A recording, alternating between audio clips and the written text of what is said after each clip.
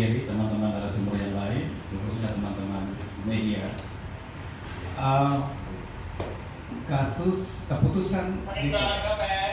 Putusan DKPP itu mempertebal atau menunjukkan bahwa indikasi politisasi penyelenggara pemilu itu menebal. Kenapa? Tadi disampaikan oleh Bung Giri bahwa ini tidak terlepas dari adanya upaya untuk mempolitisasi penyelenggara untuk pemenangan atau kepentingan tertentu. Nah, saya berangkat dari kalau kita merujuk pada pemilu yang dulu, 2024, itu korupsi di KPU luar biasa, menyasar hampir semua komisioner, bahkan sekjen, sampai meninggal di LP, dan kami juga yang bersama-sama melaporkan dan mengkritisi itu. Tapi itu berdiri sendiri pada konteks perilaku seorang komisioner dan tim yang ada di kesekjenan.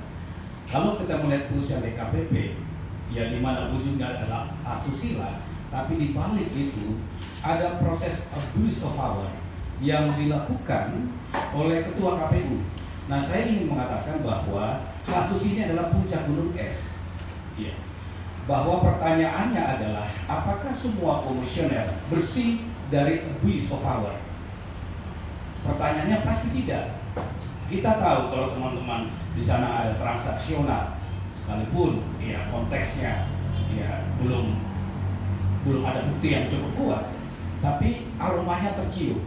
Di sana ada potensi penyalahgunaan narkoba, dan itu dibiarkan oleh aparat penegak hukum cukup lama. Nah, ini indikasi-indikasi ini sebenarnya harus menjadi pintu masuk atau keputusan DKPP harus memastikan bahwa aparat penegak hukum itu harus masuk. Kenapa? Hasil audit BPK 1 bulan yang lalu menunjukkan bahwa ada masalah di keuangan penyelenggara pemilu, dalam hal ini adalah KPU. Apakah kemudian ini bagian seperti saya katakan tadi puncak gunung es? Oleh karena itu, BPK kita berharap melakukan audit investigatif untuk memastikan pola modus yang dilakukan oleh ketua KPU itu juga kemudian apakah berdiri sendiri atau ini adalah bagian dari pola yang berjamaah yang dilakukan oleh komisioner. Indikasi ini juga cukup kuat ketika kita mengetahui bahwa kantor imigrasi menyurati penyelenggara pemilu untuk tidak melakukan kunjungan kerja jor-joran ke luar negeri. Ini ada isyarat bahwa sebenarnya ada sesuatu yang maha besar yang terjadi di tubuh penyelenggara pemilu. Hal yang lain, kita tahu bahwa hasil sirekap menjadi soal karena proses pengadaan yang ada di KPU juga menuai kritik publik dengan anggaran yang 71, sekian triliun, menunjukkan ada soal di sana.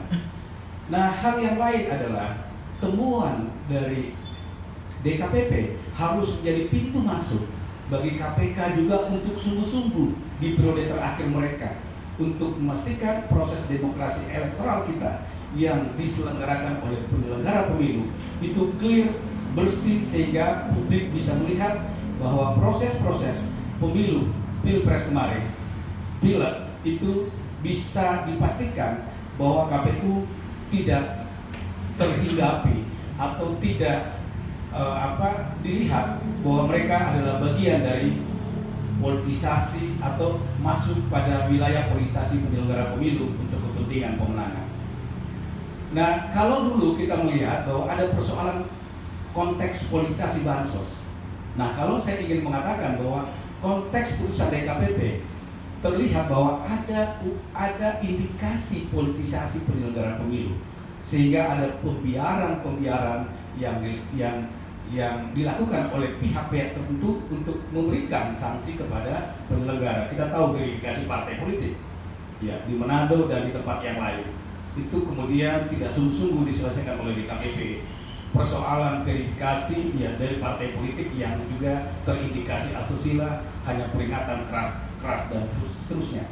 Nah, seperti yang dikatakan oleh Bung Jerry tadi bahwa ini memang tepat, ada kesungguhan dari DKPP, tapi pertanyaannya agak telat. Kenapa setelah pasca pemilu? Nah, ini juga terlihat bahwa konteks PHPU ini berakhir pada PHP. Konteksnya ketika PHPU kemarin masih tetap proses-proses ini, tidak ada sanksi yang cukup kuat.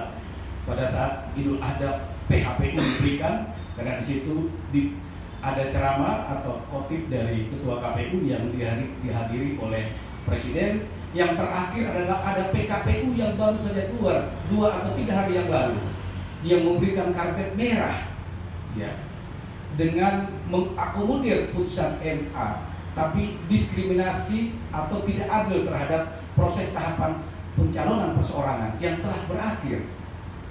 Nah, kalau kita lihat politisasi penyelenggaraan dulu, apakah ini indikasi semakin memperkuat bahwa putusan MK tidak hanya berkaitan dengan persoalan asusila, tapi juga berkelindang dalam konteks bagaimana komisioner terlihat menggunakan fasilitas negara, menggunakan jabatannya untuk melakukan abuse of power. Dari persidangan juga menunjukkan hotel itu hampir 1 bulan. Kalau kemudian direimbers, ya, maka sekjen harus dipanggil.